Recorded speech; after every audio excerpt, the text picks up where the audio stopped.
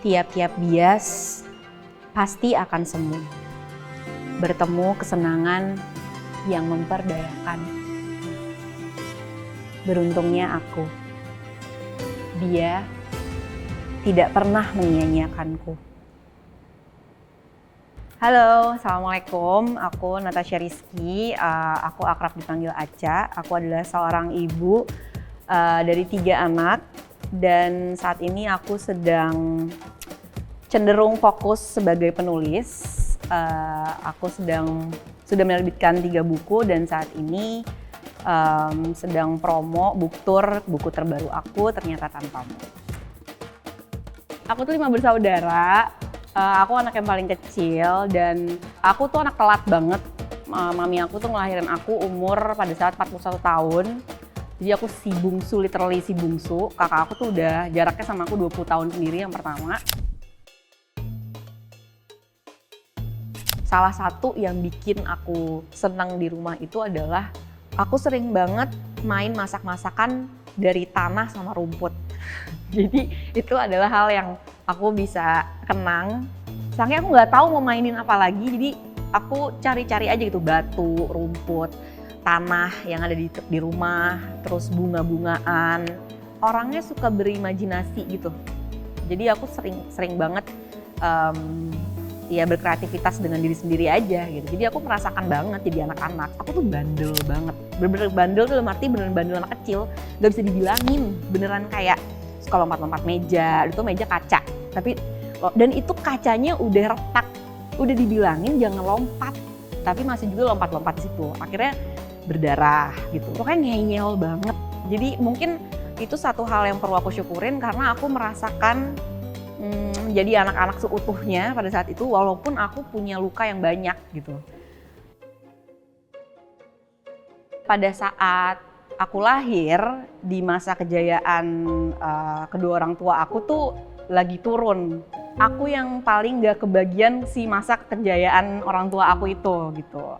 Jadi aku benar-benar dihadapkan dengan fakta bahwa ya ujiannya adalah tentang materi gitu. Bahwa aku harus hidup dalam kesederhanaan dan aku harus hidup nomaden. Jadi aku harus pindah-pindah rumah. Jadi tiba-tiba keluarga aku tuh, maksudnya mami aku tuh benar-benar kita pindah rumah untuk bisa bertahan hidup gitu. Nah pada saat itu aku masih ingat banget. Waktu itu aku masih kelas 6 SD, aku udah mulai banyak pertanyaan-pertanyaan tuh, kenapa harus kayak gini, kenapa kok Aca nggak bisa beli ini, kenapa kok Aca gini, kenapa kok teman-teman Aca dijemput pakai mobil, kok Aca enggak. Dan kebetulan mami aku sama papi aku juga hubungannya kurang baik pada saat itu, jadi juga gitu aku nggak begitu dapat banyak figur ayah yang cukup pada saat aku umur sampai 32 tahun karena ayahku juga udah wafat. Kebetulan papi aku itu eksekutif produser di salah satu PH dulunya. Terus papi aku bilang aku mau diajak casting waktu itu. Terus akhirnya Aca casting pertama kali itu kelas 6 SD, casting FTV. Ya udah di situ mulai akhirnya itu pertama kalinya aku main FTV. Sampai akhirnya mulai banyak agensi-agensi yang ngedeketin aku. Ya mulailah casting iklan. Di situ juga pertama kali aku kenal iklan. Ya udah dapet iklan beberapa kali. Tapi itu kan capek banget ya. Capek banget karena sehari itu aku harus casting itu 4-5 kali dalam sehari. Dan itu harus naik bis dan segala macam gitu-gitu kan. Karena tuh casting iklan tuh dapetnya susah banget pada saat itu. Jadi apalagi kalau udah ada kompetitor si A, si B, si C, biasanya tuh kalau udah nunggu gitu kayak wah ada dia, pasti gue gak bakal dapet nih kalau ada dia gitu. Sampai akhirnya aku sebel banget sama mami aku bilang kayak kenapa sih Aca harus jadi sumber uang. Aca gak seperti teman-teman Aca yang gak kerja pada saat Aca umur segini gitu. Terus mami Aca tuh tegas banget orangnya, Masya Allah, Allahumma barik. Mami tuh bilang gini, sekarang pilihan itu ada di tangan kamu. Kamu mau gini-gini aja hidupnya, ya udah terima ya dengan keadaan kayak gini. Tapi kalau kamu mau bangkit, mami temenin. Tapi ya kayak gini, susah. Karena nggak ada orang mau dapetin sesuatu itu tidur-tiduran, kata mami aku gitu. Terus sampai akhirnya aku casting tetap paksa karena harus bayar segala macem dan sebagainya. Dan Aca inget banget waktu itu Aca harus dipindahin ke Padang waktu itu karena mami tuh udah nggak tahu mau bayar uang kontrakan tuh kayak apa gitu. Akhirnya diam-diam, aku inget banget aku lagi ke kayak vacation gitu sama temen-temen aku.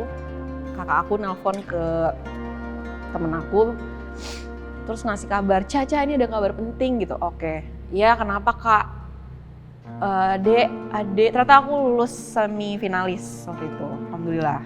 So kayak nggak percaya gitu, aku nggak tahu gitu. Hah, maksudnya gimana? Iya ternyata kakak aku masukin diem-diem portofolio aku ke Gadis Sampul. Itu tahun 2008.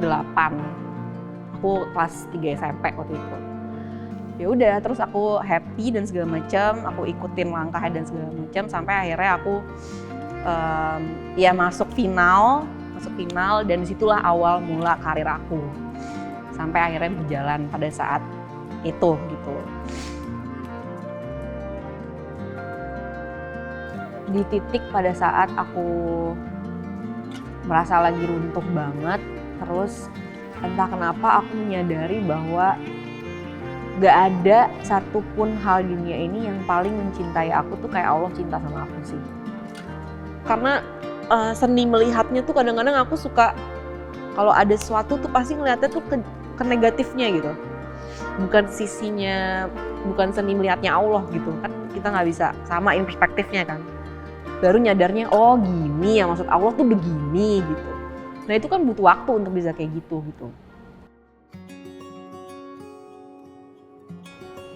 Titik berserah itu ketika aku menyadari bahwa rasa syukur itu lebih banyak daripada rasa kesedihan itu sendiri.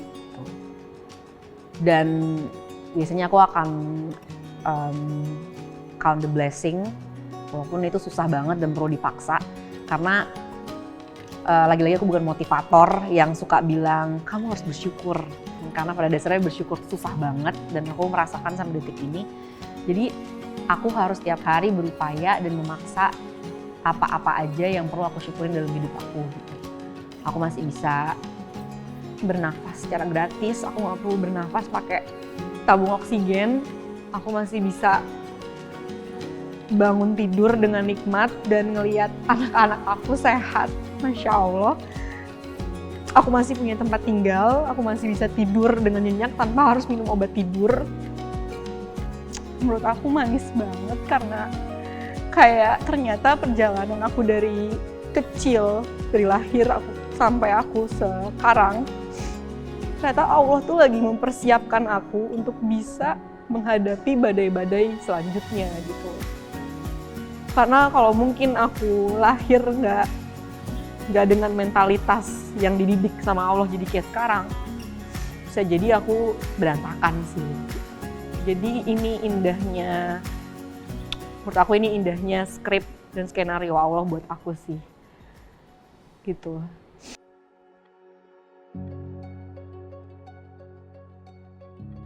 Menjadi manusia itu emang perlu menyadari bahwa sejatinya kehidupan tuh ujian sih gitu. Jadi emang dunia nih bukan tempat buat seneng-seneng aja, karena kita akan lelah sih sampai wafat gitu. Dan aku udah menyadari itu sampai detik ini. Dan menurut aku segala kesenangan dunia yang kita punya sekarang itu benar-benar semuanya semu gitu.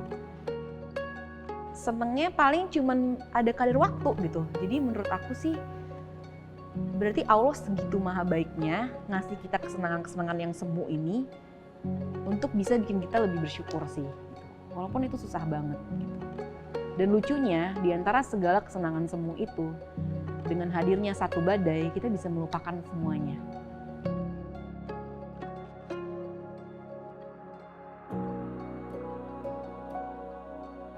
Jadi aku bisa bilang bahwa menjadi manusia sekali lagi perlu terus menyadari bahwa hakikat kehidupan adalah ujian sih.